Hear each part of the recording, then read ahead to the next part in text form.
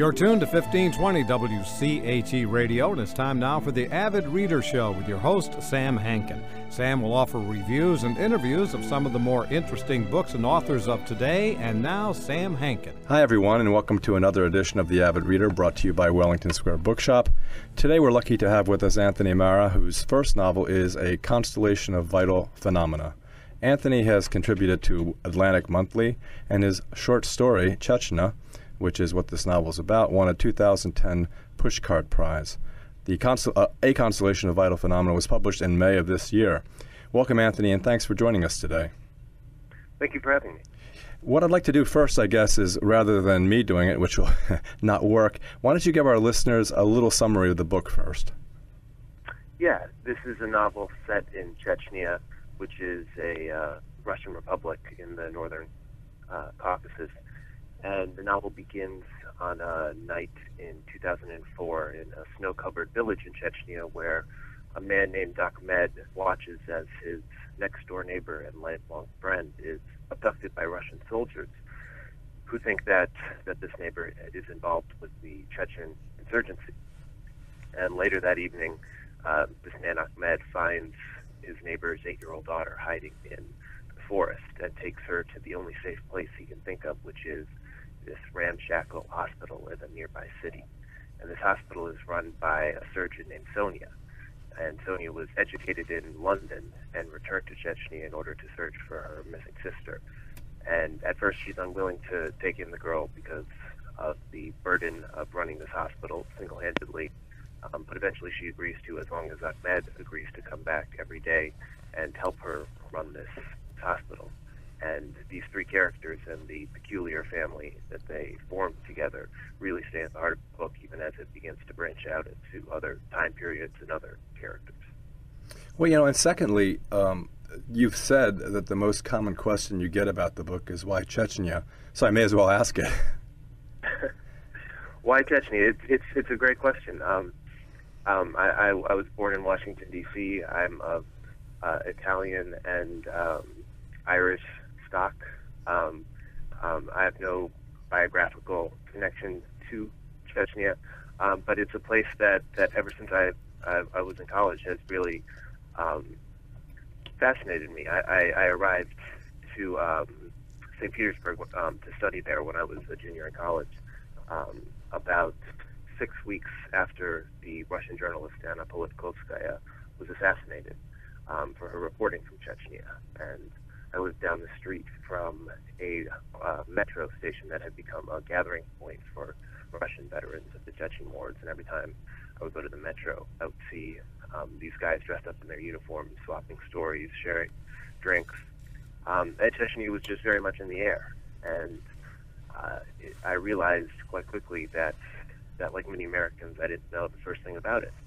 So I started reading history books on Chechnya and nonfiction accounts, and I quickly became fascinated with the largeness of some of their characters in history. There was a man named Imam Shamil who was this 19th century rebel commander that Tolstoy wrote about, and he used to put horseshoes on his horses backwards, so that when the Russians were trying to track him and his troops, they would all run in the wrong direction.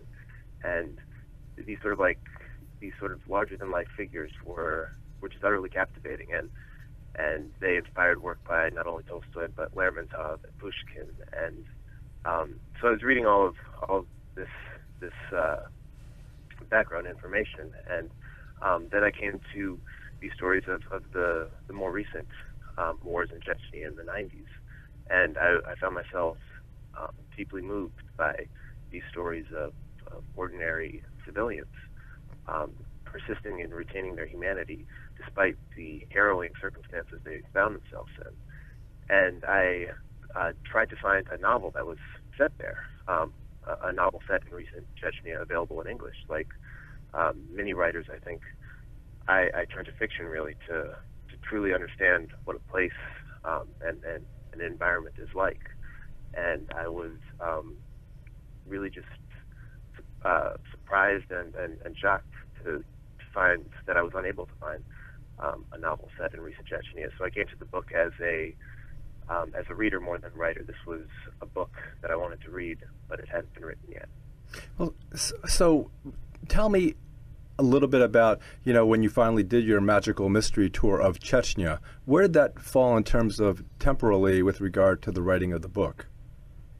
It was, I visited Chechnya in July of 2012, so it was right at the very end of the novel writing process. The book was by and large complete. I still had time to do sort of the final rewrite, and I went almost more as a fact-checking trip than a research trip. Ultimately, the book changed here and there, sort of at the level of paragraphs and descriptions. I would get in one. The previous version of the book had an escalator that I realized when I went to Chechnya. It was 3 years before the first escalator in Chechnya had been built. So I had the escalator out. But in terms of character and structure, it didn't change significantly. Yeah, I think he said that the escalator was kind of like a tourist attraction in Chechnya. Yeah, it was sort of, people would bring their kids to play on the escalator, and after 10 years of war and bombs and destruction, to suddenly have this shiny, glittery new escalator, I imagine it made quite an impact. I'm always fascinated, and I guess maybe that's the wrong word, appalled, at situations like Cambodia, Rwanda, the Sudan, Syria, Northern Ireland, Israel, and now Chechnya. We have such a thin veneer of civilization, kind of like the topping of a good creme brulee. Why is it that, and how is it that it's so easily broken in all these places, and in Chechnya over and over again? That is an incredible simile. Sorry. I really like that one. I really have no idea. I think there's probably much better people out there to give the reasons for why people go to war, why people why neighbors kill neighbors. I'm really not sure. With this novel was my attempt to try to understand the experience of it rather than the reasons and motives behind it, I think. And one of the things that I found in researching it and in speaking to people from Chechnya was just how this place that's on the other side of the earth, whose culture and traditions are by and large completely foreign to most Americans, the responses to these events are instantly recognizable and relatable to me, at least, and I think to most people. The way that violence can distill people to their essence, the way it magnifies moral choices, are all dramatized, I think, in the book and transpire in reality in ways that none of us hopefully will have to experience ourselves, but that we can all quite easily and capably understand. I'm always interested in epigraphs, and yours is particularly poignant because not only is it the epigraph, but it's so important, and it travels all through and informs the book. And I'll read it. It was of this death that I was reminded by the crushed thistle in the midst of the plowed field.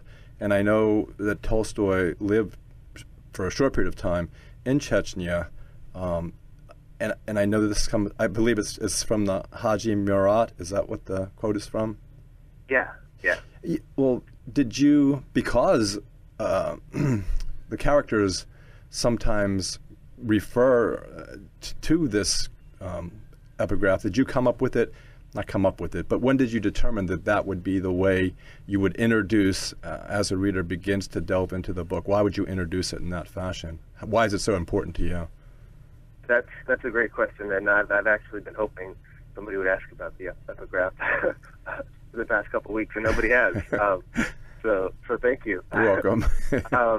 Well, I decided that that's the very last line of Haji Murad, which was Tolstoy's final novel, actually. Chechnya sort of bookends his writing career. He began his first novel while he was in Chechnya in 1851. He went to Chechnya, where his older brother was stationed in the army, to escape some gambling debts that he had accrued in Moscow. And it was there that he began writing. And 50 years later, he wrote Haji Murad, which is about this rebellion in the mountains and it features this man, Imam Shamil, who is the guy with the backwards horseshoes. But throughout the book, he comes up now and then, and at one point, a character, Ahmed, asks, is trying to get Sonia, the surgeon, this sort of brilliant and jaded surgeon, to read Haji Murad, and Sonia has this thing which actually I used to have myself, where I would always read the last line of a book, and Sonia always reads the last line of books to see if she's going to want to read them, and she reads the last line of Haji Murad and decides that she doesn't want to read it, and so I stuck it up front to make sure that anybody who opens the book has to begin with the last line of this other book. Hey, I think I'm the first interviewer that just discovered an autobiographical element of the book. Yeah, exactly.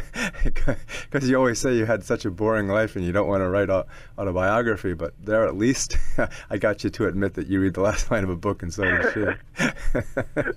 It's a real scoop. I don't know what'll get me, but yeah, it is. It's funny because the epigraph reminds me of my favorite poem, basically because I'm lazy.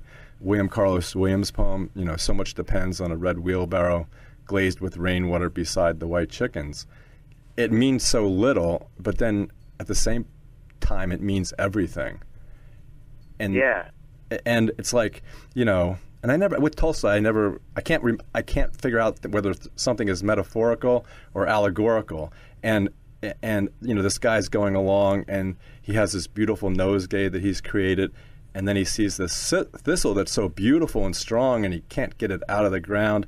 It's hard to uproot, and then it doesn't fit right in the nosegay, and when it's placed there, it just doesn't look right, and then its beauty fades, and it's like you picked the right thing, because it's almost like a novel in itself in that one page. Yeah, absolutely, and the way the entire book sort of springs from that image of the thistle. One of the things that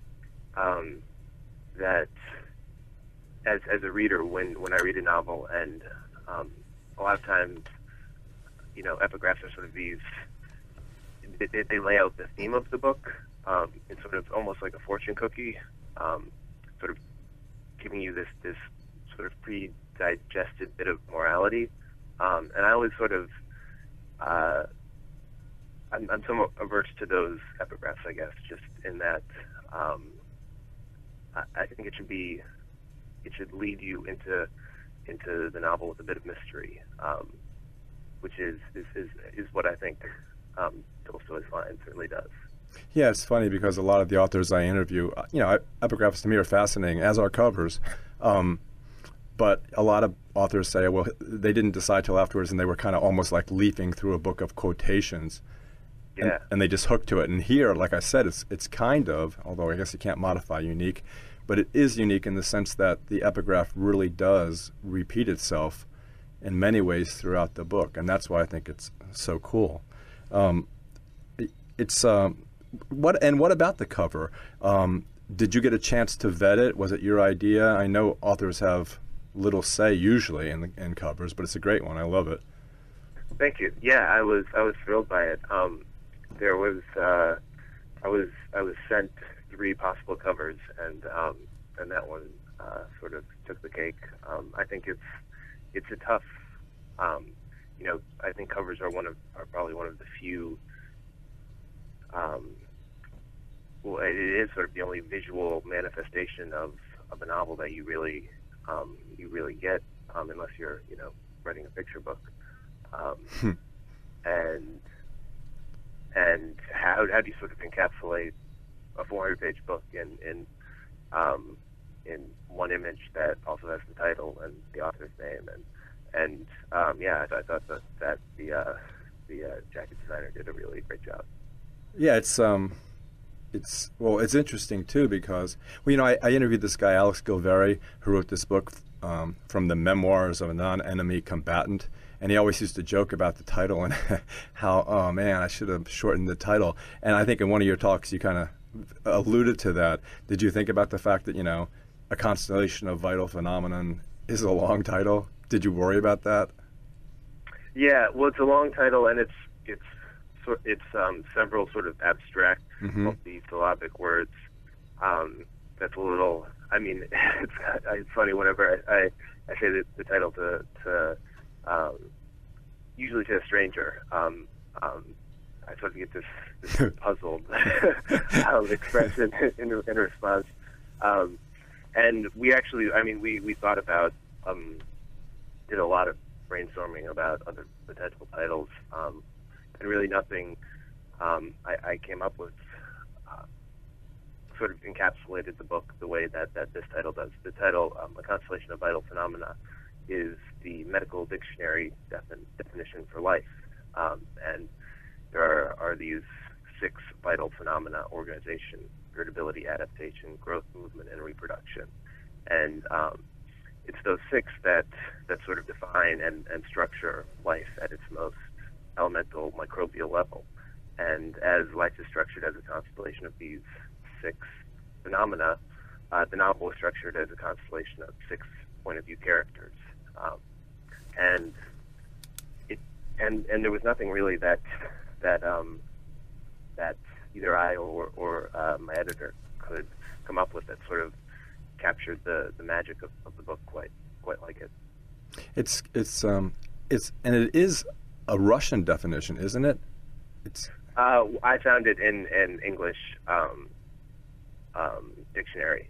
So, but in the book it says it's from a Soviet dictionary. I'm not entirely sure if it is in fact from a Soviet dictionary. I found it in an English one. It's funny because I remember from biology, although I don't know why, that, what do they say? It's homeostasis. I remember it by some mnemonic device, but I don't know what it was. Homeostasis, organization, metabolism, growth, adaptation, response to stimuli, and reproduction.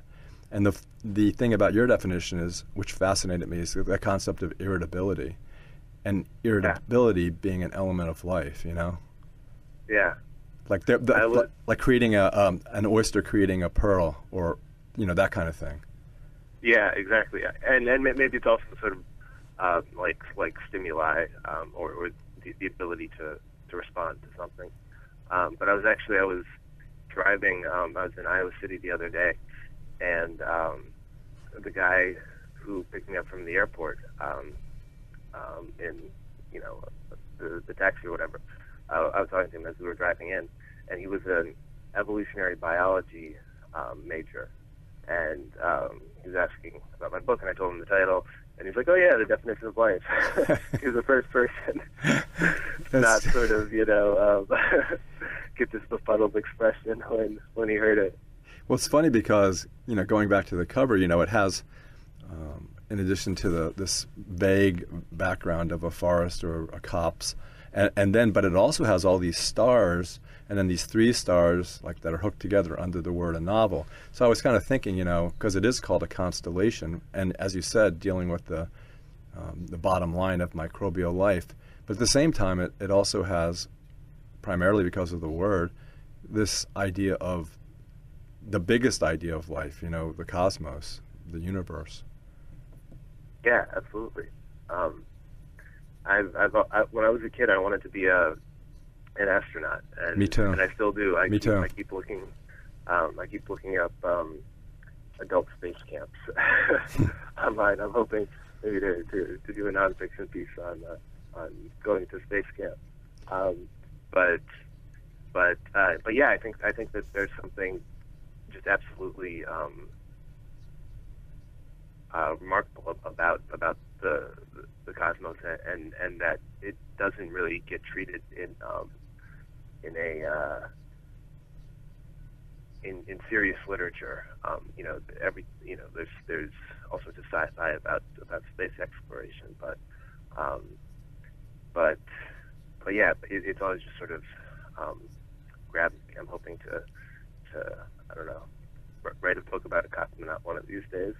Yeah, I remember when I was little, I wanted to be one so badly. I used to write letters to NASA. And oh yeah. Yeah, I wrote one, and I drew a diagram of this system that would allow a meteorite to pass through the spaceship with a double hull design and some kind of viscous fluid inside that would immediately seal the hole. And nice. They wrote me back a letter, and they were so nice, and they said they would keep it on keep it on file. And I was like 8 years old. But look, you're really young. You're not even 30, so you could, if you make a fortune on this book, you can pay Richard Branson $100,000 and then be in line for, a suborbital flight. You could do it. Or yeah. or at least one of those jets that goes into a dive and you could be weightless for 2 minutes. That would be great. Yeah, I have looked up those. Those are not life-alteringly expensive. No, yeah, I know. I was thinking of we have this company that builds, and we have a lot of employees, and they use them as a bonding experience. So you can have the plane fly into your local airport, and then I think it was like $10,000, which was relatively cheap. And you have your employees get in there, and they kind of bond in this weightless environment, unless they all vomit on each other. Nothing quite builds teamwork. No, I guess that's true. Well, so given the fact that the book is about the concept of life, and also because of the epigraph and Tolstoy, how tough life is, both in the sense of living it and in the ability to survive in incredibly harsh conditions. I think both of those things are, familiar in all these kind of semi-apocalyptic situations that I've described. People survive. Right. Yeah, absolutely. It's a book about surgeons rather than soldiers. It's a novel about mothers and fathers and neighbors and these just ordinary people that are caught in the crossfire between these two equally brutal bands of armed thugs, basically. And I really wanted to write a book about how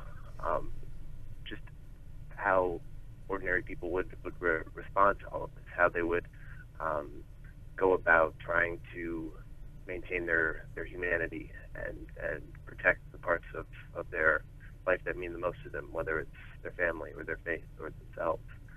And it's something that I think that is I believe representative of life on the ground in Chechnya. When I visited Chechnya, I met this man named Adam, and he had spent the past 20 years building in his backyard this replica of his childhood village. It began in the early 90s as just a couple of outbuildings, and over the years he expanded it, and he dug a lake and an irrigation canals. He went to the mountains and quarried white stone and built these multi-story stone watchtowers. And over these 2 decades, it's become this immense complex of idyllic Chechen highland life. This lost world that he single-handedly sort of dredged up from the past and preserved. And while his neighbors were fighting in the mountains. He was there in his backyard building this monument to this disappearing way of life. And it's that sense of salvage and recovery that I really hope is the essence of this novel. I guess the question is twofold. Why would you do something like that? And then does it become a kind of reality? And as in your book, sometimes these horrible conditions eventually just turn into normalcy in a way, don't they? Yeah, I think to answer the first part of the question, I think that that preservation and creation is a really natural and necessary response to violence and drama and destruction. We were talking about Tolstoy earlier, and there's a museum in this town called Starogladovskaya in northern Chechnya, and it was the only museum to stay open during the two wars, and it was guarded single-handedly by this custodian who sat outside with a shotgun and protected it from Russian troops and Chechen rebels. And you would expect there to be some sort of stack of Tolstoy's papers, or a weathered quill, or something of historical importance to justify the danger he put his family in by keeping this museum open. But if you go there today, the museum is empty. There are some curtains on the walls, and that's it. But he'll take you from room to room and just tell you stories about Tolstoy's life, about Tolstoy's time in Chechnya. And you quickly get the sense that this place is a sanctuary for stories, and that by saving these stories, this man was able to save himself in some way from the depredations of the time. And I think that those are ways that people can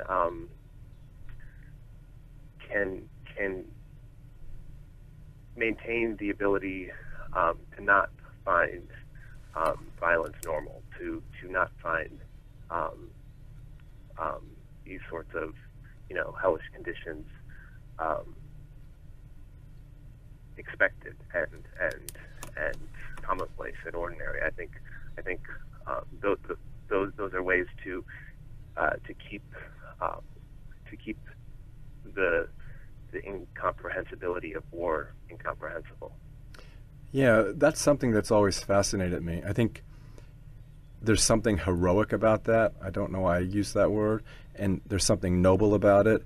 And I think that's the best part of us as humans, which doesn't define life, but it almost does to me. I mean, we have this admixture of the best and the worst, and I think those kinds of things, even though to some they might sound meaningless, I think are incredibly noble, don't you?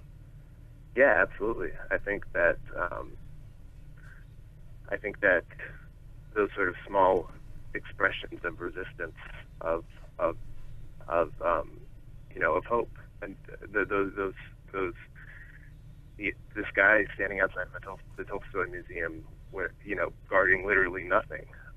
There's something that's both sad but incredibly uplifting about that, and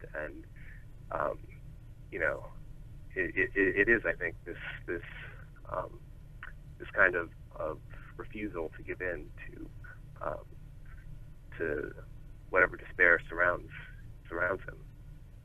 Yeah, it really is fascinating because we have all this stuff going on, all this complexity going on inside of us. I'm not telling myself I'm a hero, but even owning an independent bookstore that I do, it's like, I'm never going to make any money, but it's like, it's almost as if I have to do it because I don't know why. I just have to do it. And yeah, it's those kinds of things, I think, that help you stay human and help you stay, I don't know, good, I guess. Yeah, absolutely.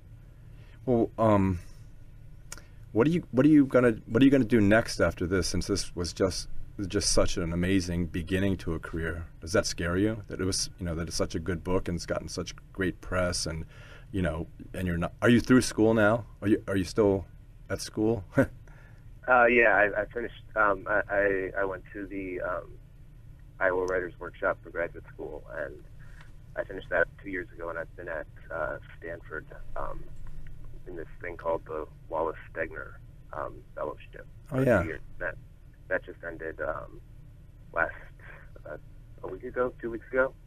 So yeah, I'm out of the classroom.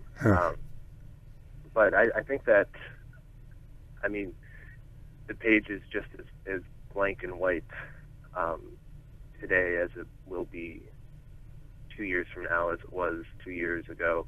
I think that I don't know. I think that while I'm certainly tremendously grateful for the reception that the book has had, it's something that I wrote for myself. I don't think anybody would write a non-linear novel set in Chechnya with no familiar American or Western point of view characters, with the expectations that people would want to read it.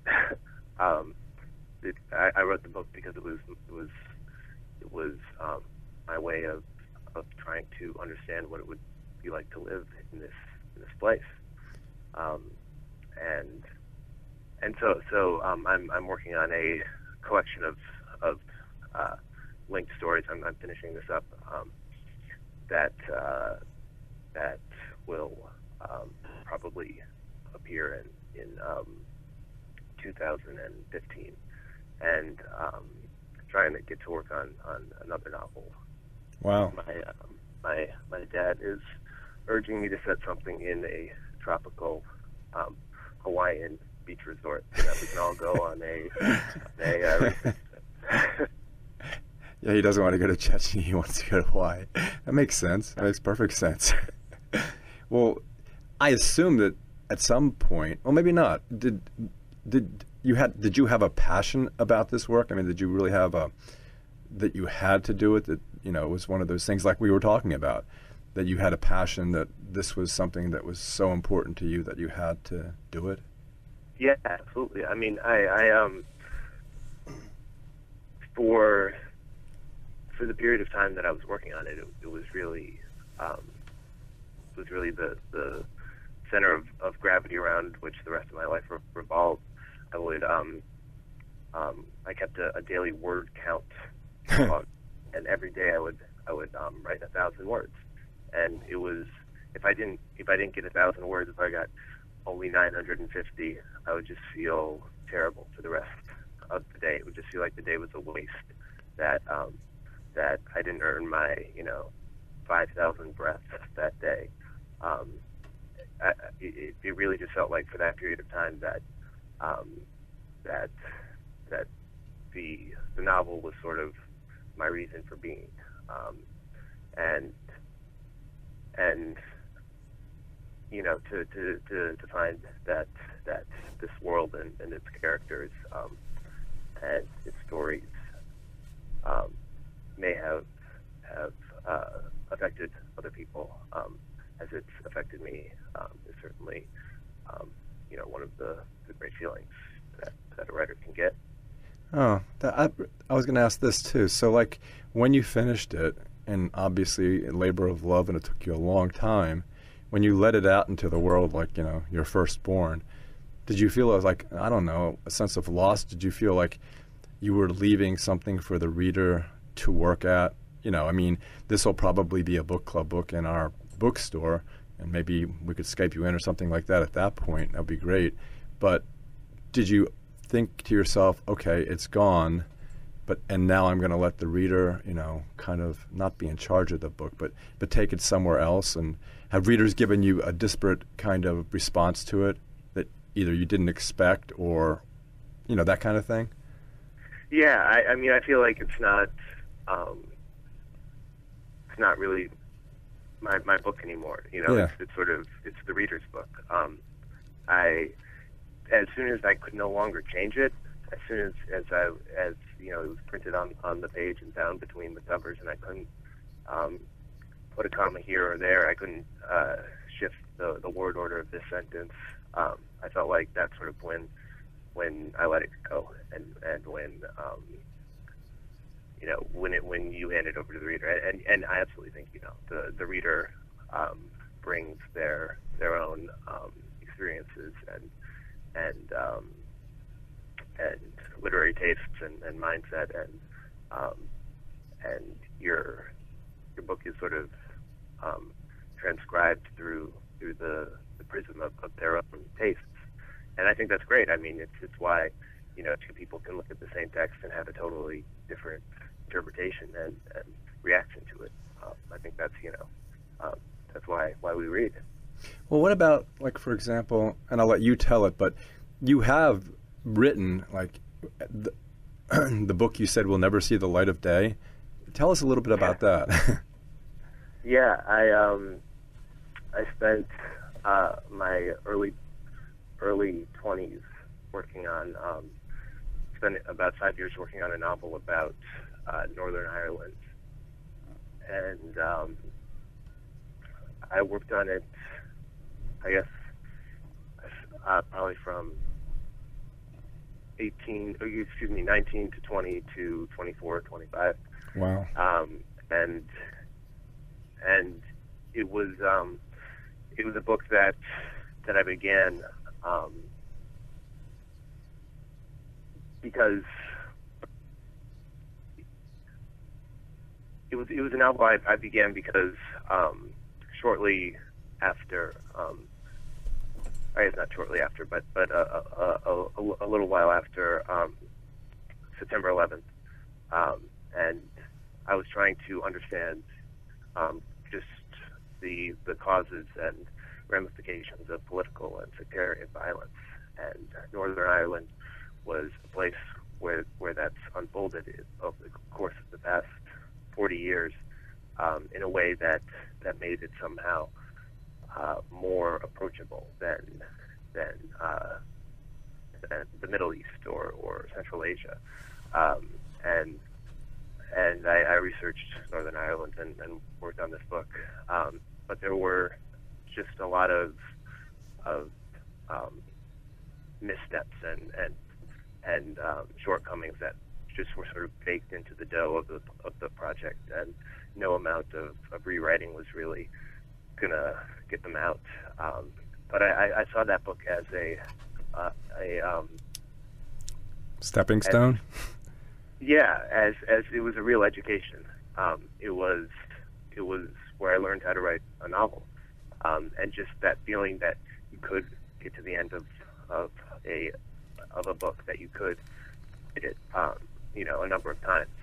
I feel like there were a lot of mistakes I made in it, but those mistakes were necessary mistakes I needed to make the first time so that I wouldn't make them the second time.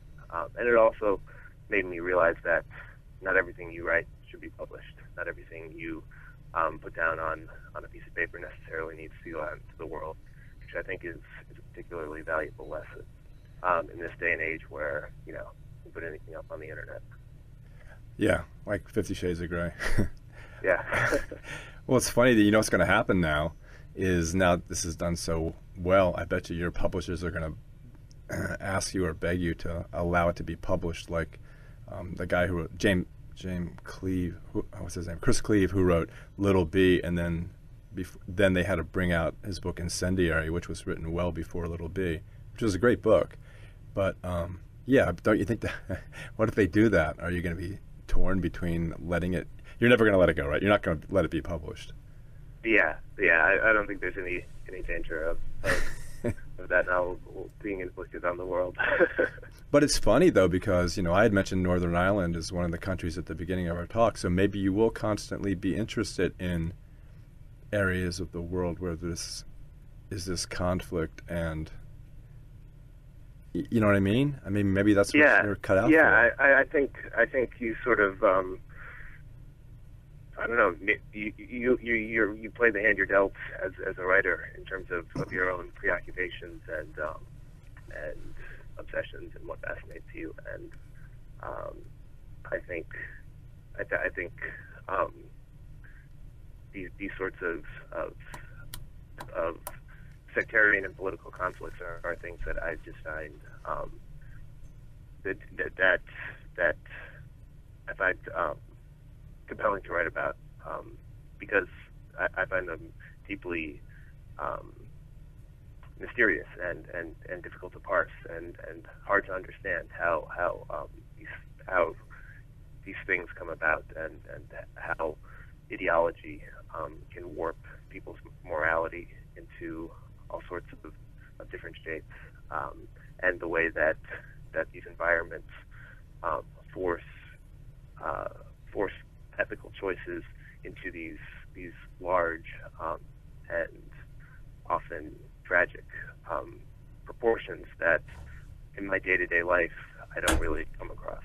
It's funny. It's like, and everybody thinks they're being moral. Because they wouldn't do it if they didn't think it was the right thing to do.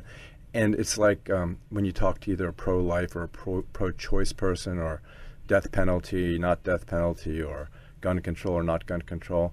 Sometimes, most of the time, they don't listen to the other side of the argument.